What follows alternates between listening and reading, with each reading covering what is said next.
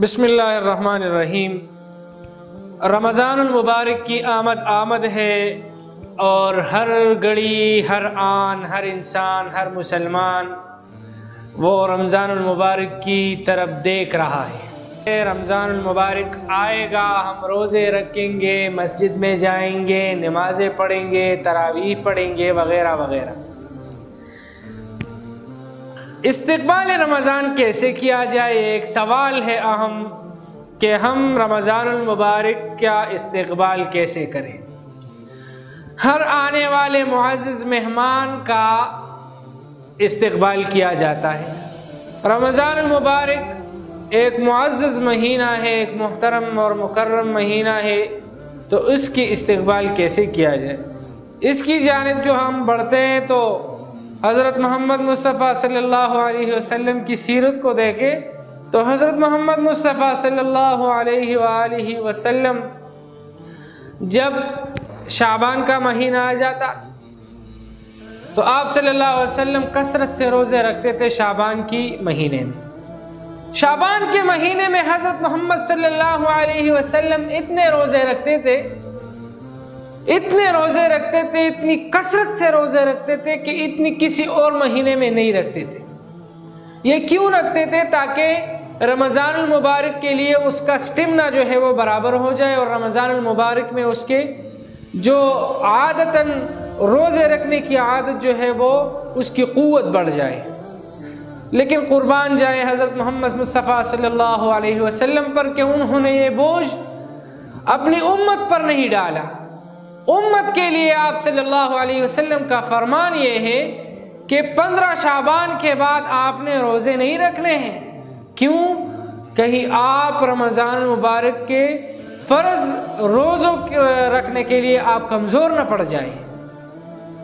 تو یہ حکم جو ہے امت کے کمزوروں کے لیے ہے کہ کسی میں اتنی طاقت نہ ہو کہ وہ 15 کے بعد بھی روزے رکھے اور بعد میں یہ ڈر ہو کہ وہ کمزور پڑ جائے، رمضان المبارک کے روزے نہ رکھ سکتے ہوں، تو اس کے لیے حکم یہ ہے کہ وہ 15 کے بعد روزہ نہ رکھے۔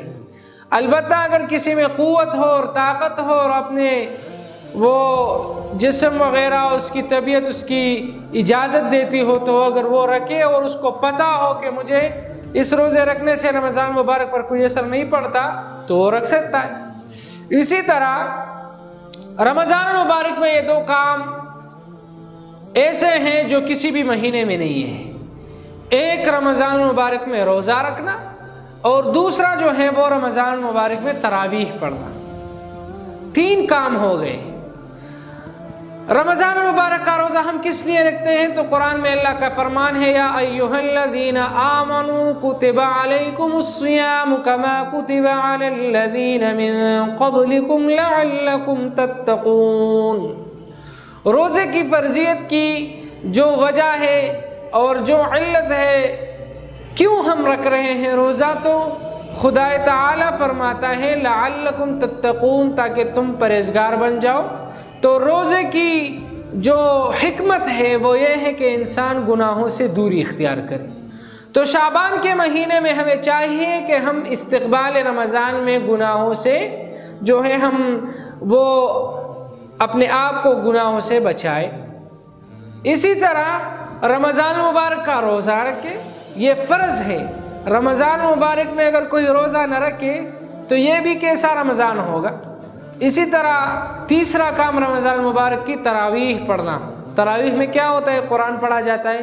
تو تراویح رمضان مبارک کا خاص عبادت ہے، جس طرح جو طواف جو ہے وہ بیت اللہ کے ساتھ خاص ہے، اسی طرح تراویح رمضان المبارک کے ساتھ جو ہے وہ خاص ہے۔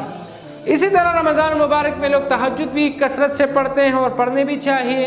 تہجد پڑھنا آسان بھی ہوتا ہے، تو شعبان کے مہینے میں بھی ہمیں چاہیے کہ ہم آج سے ہی تہجد پڑھنے کی جو عادت ہے وہ اپنائیں، آج ہی سے ہم گناہوں سے اپنے آپ کو بچائیں، تاکہ آنے والے رمضان المبارک میں اللہ ہم اور آپ سب کو نصیب فرمائے۔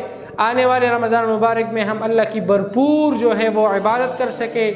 اسی طرح تلاوت قرآن پاک ہے، تو رمضان المبارک میں اس کی کثرت ہوتی ہے اور موقع بھی بہت ہوتا ہے۔ تو شعبان سے ہمیں چاہیے کہ ہم شعبان سے سٹارٹ کریں گناہوں سے دوری اختیار کرے، تلاوت قرآن پاک پڑھے، اسی طرح وہ ذکر و اذکار کی طرف اپنا میلان جو ہے وہ بڑھائے، نیکیوں کی طرف اپنا رجحان بڑھائے۔